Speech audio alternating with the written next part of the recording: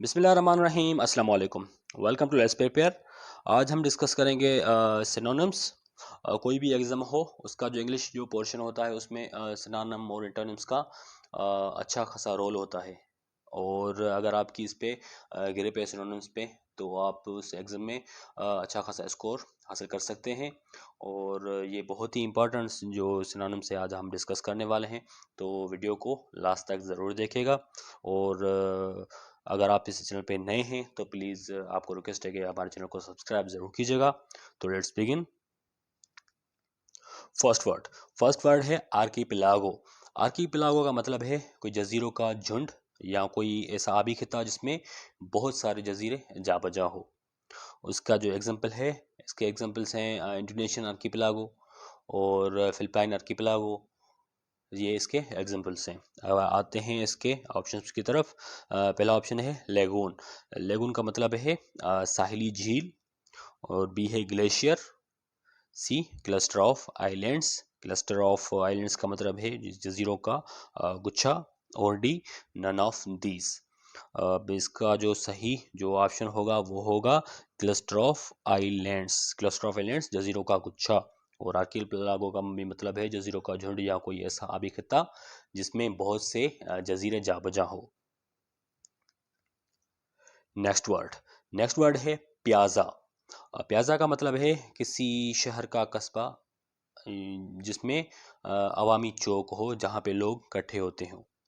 और ये प्याजा जो वर्ड है ये स्पेशली यूज़ किया जाता है जो इटालियन टाउन में जो चौक होते हैं, कोई ऐसा जो कस्बा होता है जिसमें जो आवाम जो है जमा होती हो उसको प्याजा कहते हैं। अब इसका जो ऑप्शन है उसके ऑप्शन की तरफ आते हैं। पहला है चीज़ डिश। बी है वेरांडा। वेरांडा का क्या मतलब है, उसमें उसका मतलब है इस एक किस्म का कुशादा लान जो अमूमन छतदार होता है और इमारत की बाहर की तरफ मिला हुआ होता है। जैसे हमारे गांव में जो घर होते हैं पहले 2 कमरे या 3 कमरे बने हुए होते हैं, आगे से एक ऐसा एरिया होता है जो बेडरूम से जो कमरे होते हैं उससे मिले हुए होते हैं और उसके बाद जो है सहन आता है, तो इसको वेरांडा कहते हैं। और सी है पब्लिक स्क्वायर। पब्लिक स्क्वायर ऐसी खुली जगह या एरिया शहरों में जहाँ पे लोग इकट्ठे होते हैं। और डी स्टाइल आर डैश। तो इसका जो सही ऑप्शन होगा वो होगा पब्लिक स्क्वायर। प्याजा का जो सिनोनिम होगा वो होगा पब्लिक स्क्वायर। नेक्स्ट वर्ड है बकलावा। बकलावा ऐसा मशहूर मीठा खाना होता है जो पेस्ट्री नट्स और मशरूम से बना हुआ होता है।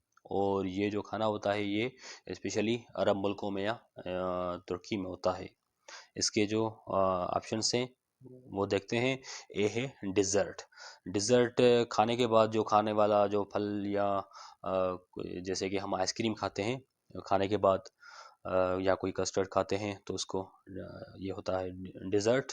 बी है स्ट्रिंज्ड इंस्ट्रूमेंट, जो म्यूज़िकल इंस्ट्रूमेंट्स होते हैं। सी है वेल्डिंग डांस। वेल्डिंग डांस उसको कहते हैं जो चक्कर या घूमने वाले डांस होते हैं जो सूफी हजरात करते हैं। और डी ग्रेजुएटी। ग्रेजुएटी का मतलब है रकम जो मुलाजमीन को इख्तिताम पे मुलाजमत के इख्तिताम पर यकमुश्त दी जाती है, उसको ग्रेजुएटी कहते हैं। अब इसका जो सही जो ऑप्शन होगा, सही जो जवाब होगा इसका वो होगा डिज़र्ट। नेक्स्ट वर्ड है जी आयोनिक। आयोनिक का मतलब है यूनानी। अब इसके ऑप्शंस देखते हैं। ए है इंडियन स्टोन मॉन्यूमेंट। और बी है रोमन स्कल्पचर, रोमन जो मुजस्मा साजी है।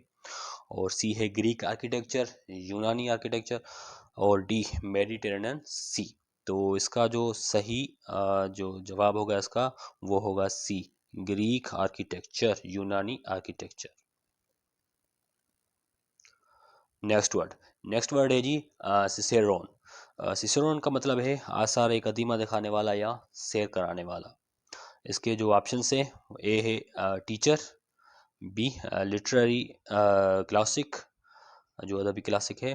और सी है गाइड, रास्ता दिखाने वाला या क़यादत करने वाला। और डी चेपेरोन। चेपेरोन का मतलब है निगाहबान या जो चौकसी करने वाला होता है, इसको चेपेरोन कहते हैं। अब इसका जो सही जो जवाब होगा, सही ऑप्शन है गाइड, सी।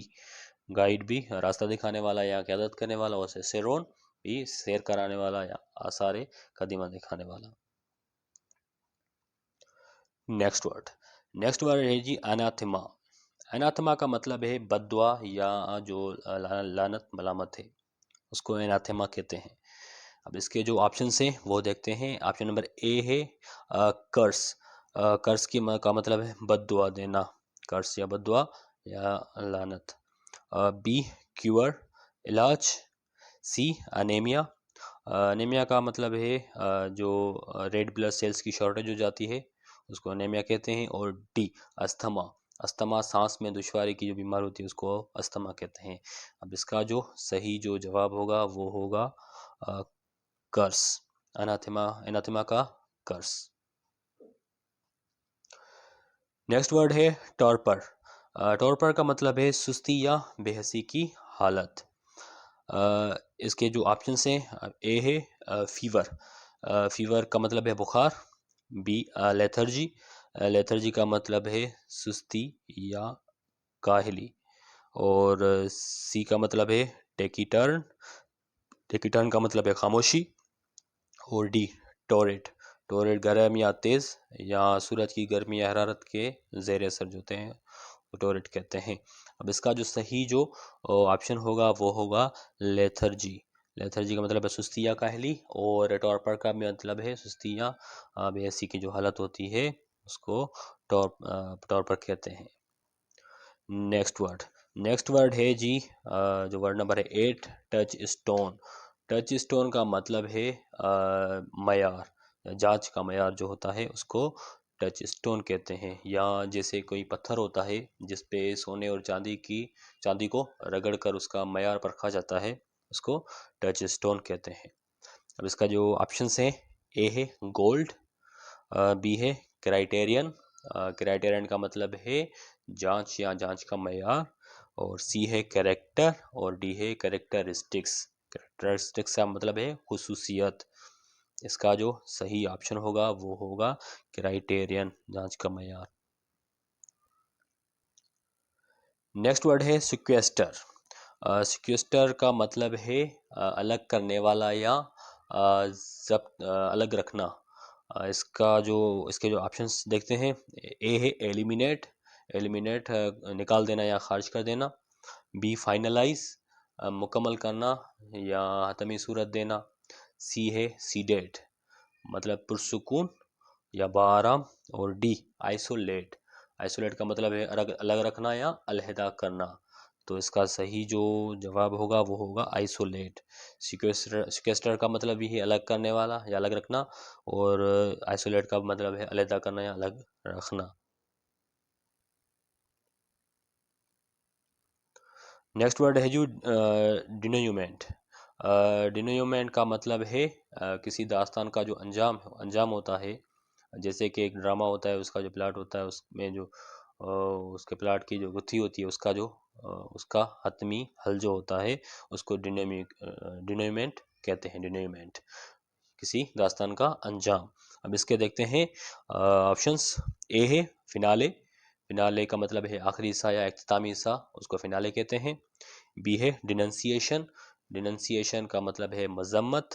सी है डॉर्मेंसी, इनएक्टिव, इनएक्टिव इसका एग्जांपल है जैसे इंसेक्ट्स होते हैं उनमें जो उसको जब एक इंसेक्ट को एक फेवरेबल कंडीशन नहीं मिलती, फेवरेबल एनवायरनमेंट नहीं मिलता, तो वो डोरमेंसी में चला जाता है, वो इनएक्टिव हो जाता है जब तक उसको अपना फेवरेबल कंडीशन मिले ग्रोथ करने के लिए, उसकी तब तक वो उसकी ग्रोथ रुक जाती है, डोरमेंसी में चला जाता है। और डी एक्सप्लेनेशन, एक्सप्लेनेशन तशरीह या तफसीर।